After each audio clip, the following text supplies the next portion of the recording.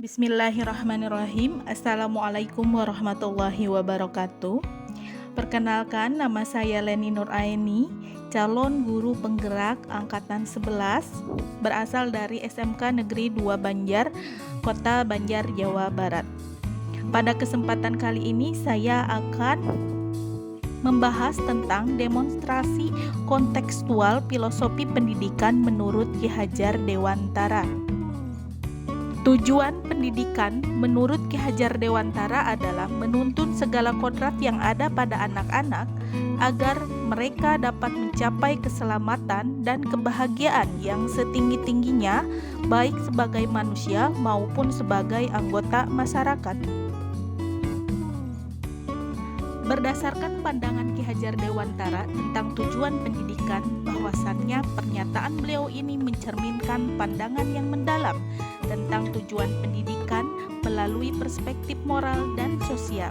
Berdasarkan pandangan ini, tujuan pendidikan tidak hanya terbatas pada pengembangan potensi individu saja, tetapi juga mencakup aspirasi untuk mencapai keselamatan dan kebahagiaan yang setinggi-tingginya, baik dalam konteks pribadi maupun sosial.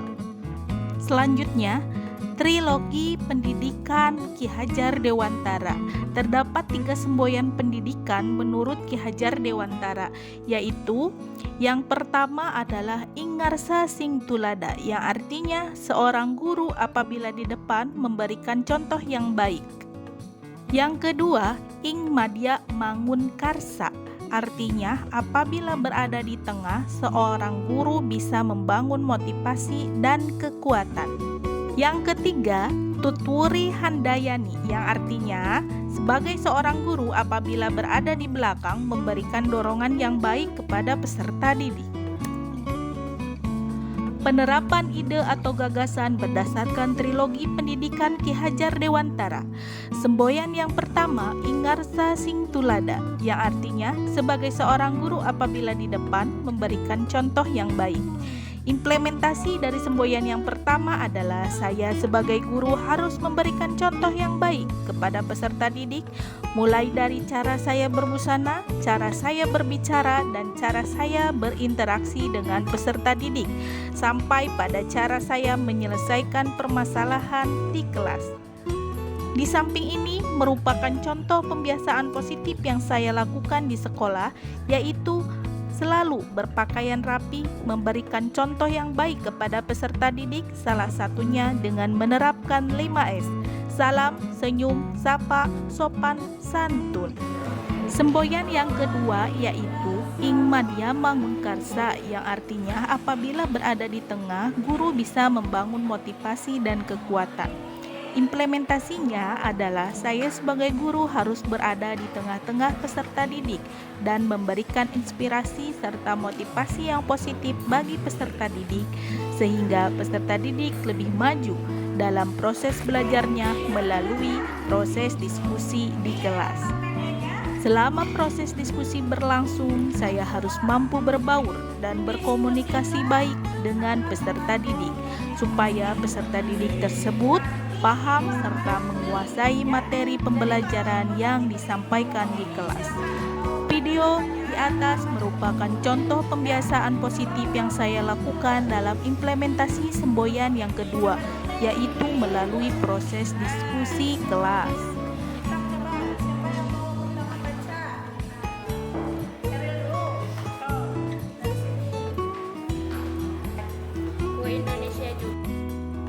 Semboyan yang ketiga yaitu Tutwuri Handayani, yang artinya sebagai seorang guru apabila berada di belakang memberikan dorongan yang baik kepada peserta didik, yaitu saya harus terus-menerus menuntun, menopang, memberikan motivasi serta menunjukkan arah-arah kehidupan yang baik dan benar pada peserta didik, agar peserta didik mampu mengembangkan dirinya ke arah yang lebih baik.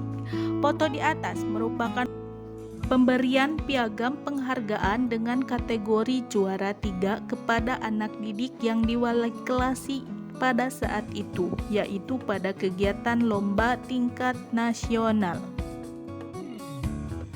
Beberapa konsep pemikiran filosofis Ki Hajar Dewantara yang relevan dengan peran kita dalam proses pembelajaran. Di antaranya, pendidik sebagai pamong. Dalam proses menuntun, anak diberi kebebasan, namun pendidik sebagai pamong dalam memberi tuntunan dan arahan agar anak tidak kehilangan arah dan membahayakan dirinya. Seorang pamong dapat memberikan tuntunan agar anak dapat menemukan kemerdekaannya dalam belajar. Guru sebagai petani. Guru yang baik diibaratkan sebagai petani. Guru harus menyiapkan bahan dan lahan belajar di kelas, memelihara bibit penerus bangsa, menyirami siswa dengan ilmu, dan memupuk jiwa siswa dengan karakter yang luhur. Siswa diibaratkan seperti biji tumbuhan yang disemai dan ditanam oleh Pak Tani atau Pak Tukang Kebun di lahan yang sudah disediakan. Siswa itu bagaikan bibit yang akan ditanam. Misalkan, jika bibit melon yang ditempatkan di tanah yang subur dengan mendapatkan sinar matahari dan pengairan yang baik, maka meskipun bibit melonnya adalah bibit melon yang kurang berkualitas, maka akan dapat tumbuh dengan baik karena perhatian dan perawatan dari Pak Petani. Demikian sebaliknya, meskipun bibit melon yang disemai adalah bibit berkualitas baik, namun jika tumbuh di lahan yang gersang dan tidak mendapatkan pengairan dan cahaya matahari serta tangan dingin dari Pak Tani, maka bibit melon itu mungkin tumbuh namun tidak akan optimal. Budi pekerti. Ki Hajar Dewantara menekankan pentingnya budi pekerti dalam pendidikan. Selain pengetahuan akademis, karakter dan moralitas juga harus diperhatikan agar anak-anak tumbuh menjadi individu yang baik dan bertanggung jawab.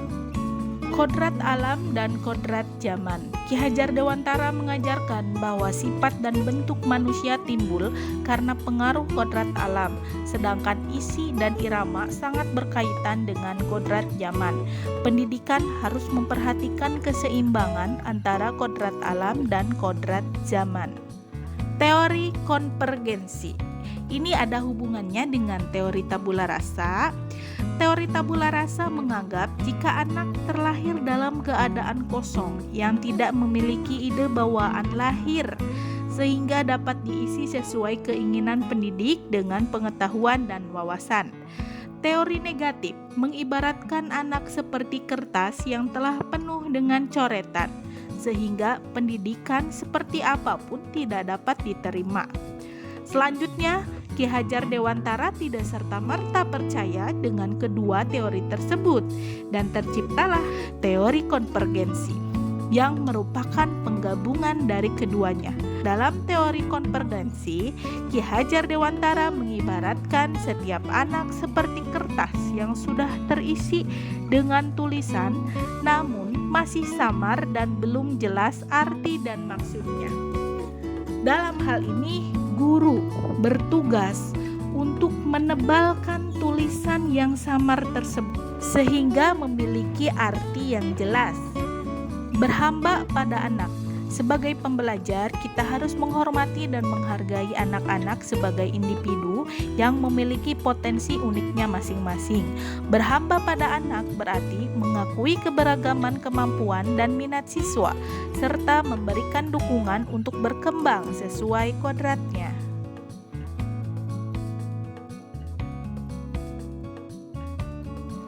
Tantangan yang saya hadapi dalam mengimplementasikan pemikiran-pemikiran Ki Hajar Dewantara salah satunya yaitu masih terbatasnya pemahaman saya terhadap model pembelajaran yang berhamba pada anak atau model pembelajaran yang berpihak pada murid. Selain itu, dalam mempersiapkan model pembelajaran yang berpihak pada murid, saya sebagai guru harus melakukan effort yang lebih dalam mempersiapkan proses pembelajaran di kelas, mulai dari menyusun modul ajar sampai kepada membuat alat peraga. Membutuhkan penyesuaian terlebih dahulu antara model pembelajaran yang akan digunakan dengan materi yang akan disampaikan. Solusi dari tantangan yang saya hadapi adalah saya harus terus-menerus melakukan pengembangan diri, terutama dalam hal mempelajari model-model pembelajaran yang berpihak pada murid. Sehingga kedepannya saya akan lebih terbiasa menggunakan model-model pembelajaran yang berpihak pada murid, mulai dari menyusun modul ajar sampai kepada membuat alat peraga, serta melakukan penyesuaian terlebih dahulu antara model pembelajaran yang akan digunakan dengan materi yang akan disampaikan. Dicukupkan sekian. Terima kasih. Wassalamualaikum warahmatullahi wabarakatuh.